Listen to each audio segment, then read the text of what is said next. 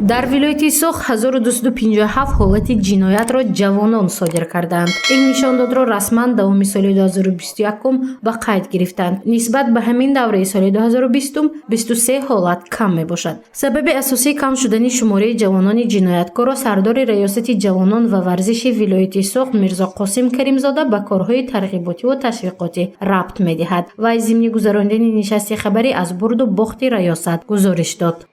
дар соли 2021 сатҳи ҷинояткорӣ байни ҷавонони шаҳру ноҳияҳои Истаравшан 21 ҳолат, Исфара 8 ҳолат, Мастчоҳ 15 ҳолат, Зафаробод 12 ҳолат, Шаҳристон 6 ҳолат зиёд гардидааст ки ин ташвишовар аст. дар ин самт низ мо корро ҷоноб мекунем. донишҷӯёне ки аз муассисаҳои динии хориҷи кишвар барнагаштанд ба ҳолати моҳи январи соли равон дар вилоят 7 нафарро ташкил медиҳанд. 2 нафар аз ноҳияи Ашт, 2 нафар шаҳри Исфара, 2 нафар Конибодон ва 1 нафар Истаравшан. соли 2021 2 нафар донишҷӯёне ки дар муассисаҳои динии хориҷи кишвар ғайрирасмӣ таҳсил мекарданд аз шаҳри Исфара ба ватан баргардонда шуданд. 1 нафар аз шаҳри Бӯстон аз қайд бароварда шуд ки дар муҳоҷирати меҳнатӣ дар Арабистони Саудӣ қарор дорад. Мирзо Қосим Каримзода соҳаи ҷавонон ва варзиши вилояти Соғро мавриди баррасӣ қарор дода, таъкид намуд ки барои таъмин намудани ҳифзи ҳуқуқ ва манфиатҳои ҷавонон корҳои назаррасро ба анҷом расондааст. Масалан, санаи 1 феврали соли 2021 масъулини раёсат ҷиҳати пешгирии ҷавонон аз ҳизбу ҳаракатҳои иртиҷоӣ, бегонапарастӣ, хурофотпарастӣ ва амсоли инҳо дар ҳамаи муассисаҳои таҳсилоти олӣ ва миёнаи касбии марказ ва шаҳру ноҳияҳои Бӯстон, Гулистон ва Бобоҷон Ғафуров мулоқот ташкил намуданд ки он беш аз 200 нафарро фаро гирифтааст. гирифторони бемории вируси норасоии масъулияти одам давоми соли 2021 47 ҳолат ба қайд гирифта шудааст ки нисбат ба ҳамин давраи соли гузашта 12 ҳолат зиёд мебошад ки ин хеле ташвишовар аст. дар ин самт низ кор мекунем. зиёдшавии бемориҳои вируси норасоии масъулияти одам асосан дар ноҳияи Айнӣ 2 адад, Ашт 2 адад, ноҳияи Бобоҷон Ғафуров 6 адад, Гулистон, шаҳри Гулистон 1 адад, Деваштич 3 адад, Зафаробод 1 адад, Кӯҳистони Мастчоҳ 1 адад, Мастчоҳ 2 адад, Спитамин 6 адад, Хуҷанд 7 адад ва Ҷаббор Расулов 2 адад мебошад. бунёди оилаҳо дар вилоят 20447 адад ба қайд гирифта шуда оилаҳои ҷавон. ҷудошавии онҳо 3689 ҳолатро ташкил медиҳад ки нисбати соли гузашта 369 ҳолат зиёд мебошад.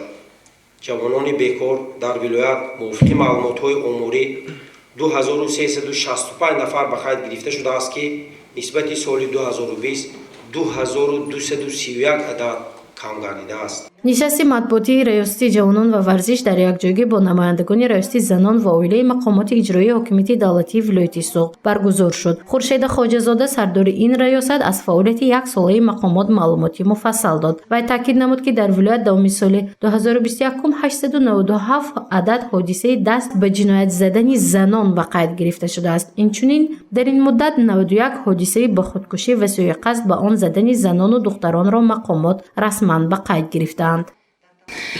мутаассифона бо вуҷуди оне ки имрӯз аз ҷониби чӣ раиси корбознон ва оила, чӣ аз ҷониби бахшои корбознон ва оили шаҳру навои вилоят дар якҷоягӣ бо мақомотҳои ҳифзи ҳуқуқ ва аз ҷумла бо раёсати вазороти корҳои дохила дар вилояти Соғ барои пешгирифтани ҷинояткорӣ ва бахусус байни занон имрӯз ин масъала чӣ ки дар боло қайд кардам мутаассифона то ҳол ҷой дорад. яъне ман дар ин ҷо гуфтанӣ ҳастам ки ба қайд гирифта мешавад ки занону мутаассифона имрӯз даст ба ҷиноят мезананд.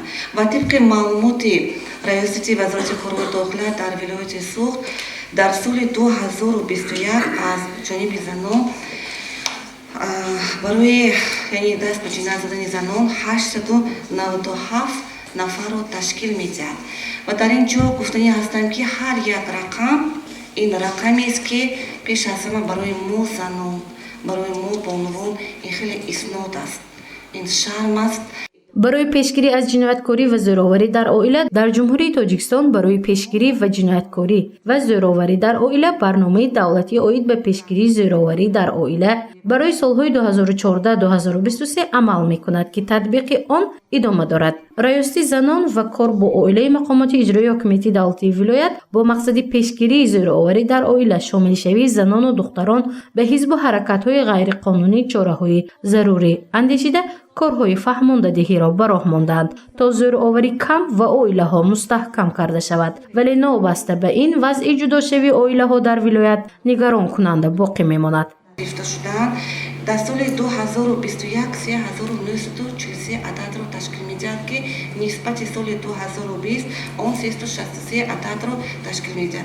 در اینجا باز یک چیز را من قطع کردنی هستم که جداشوی اویلا از 60% زیاد به طریق سودی یعنی اویلا جدا می‌شود و باقی مانده در شعبه بخش‌های ثبت اسناد حالت شهروندی به قید گرفته می‌شود.